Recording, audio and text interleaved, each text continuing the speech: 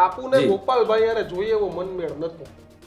અને વિસાવદરની ચૂંટણીમાં કરશનદાસ બાપુએ જે પ્રકારનો પ્રચાર કર્યો, ભલે આયર સમુદાયના વોટ જવાહરભાઈના કારણે મળ્યા હશે, પણ બાપુએ પ્રચાર તો આયરના ગામડાઓમાં કર્યો જ તો એનો ફાયદો પણ મળ્યો, પણ જોઈએ એવો બાપુને જસ ન મળ્યો.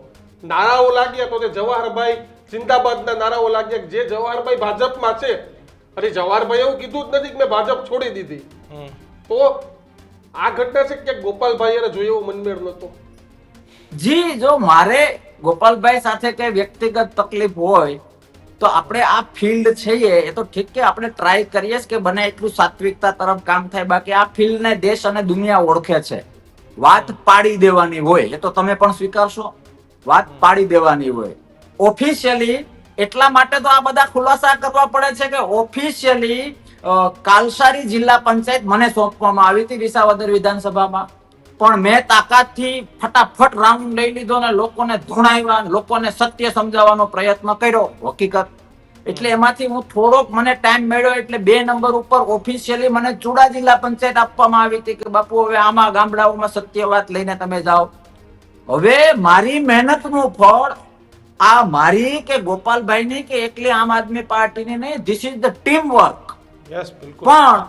પણ તમે પૂછો છો એટલે કહું કે તમે અભ્યાસ અને આંકડા મેળવી લેજો કે વિધાનસભા વિસાવદર વિધાનસભામાં જિલ્લા panchayat wise highest lead 1 number ઉપર કાલસારી છે જે મને સોંપવામાં આવી હતી. 2 નંબર ઉપર ચુડા છે જે મને સોંપવામાં આવી હતી. હવે મને ક્યાંય કઈ પેટમાં દુખતું હોય તો સાહેબ જે જીવાડી શકે એ મારી પણ શકે. એ મારે વ્યક્તિ હું હોઉં કે આ દુનિયાનું કોઈ પણ હોય, તો મેં કેમ એ ન કર્યું? આ બધું મારા સ્વભાવમાં નથી. આ બધું મને ડાયજેસ્ટ થઈ જ ના શકે. તો હું એ શા માટે? અને બીજું, તમે કદાચ જયારે ઢોલ વાગતો તો, આ તો છે ને હ્યુમન સાયકોલોજી છે સાહેબ. તમે મને ન ગમતા હો અને તમારા વાહ વાહ થતી હોય ને તો મારા ફેસની રેખાઓ બદલાઈ જાય. આ હ્યુમન સાયકોલોજી છે.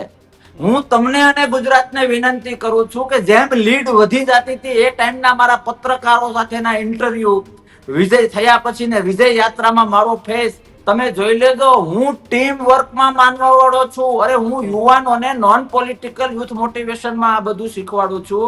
અને હું જ જો આ કરું તો ક્યાંક ને ક્યાંક અરીસા સામે હું ઊભો ના રહી શકું. એટલે કોઈ એવું છે નહીં.